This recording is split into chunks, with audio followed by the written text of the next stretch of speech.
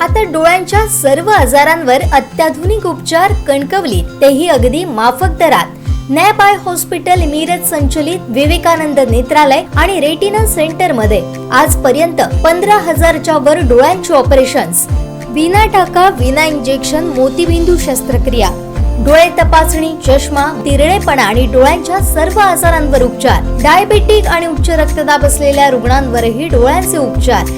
आजच संपर्क करा विवेकानंद नेत्रालय आणि रेटिना सेंटर, प्रहार कार्यालयाच्या शेजारी, सनराइज टॉवर, श्रीधर नाईक चौक, मुंबई गोवा हायवेवर, कणकवली।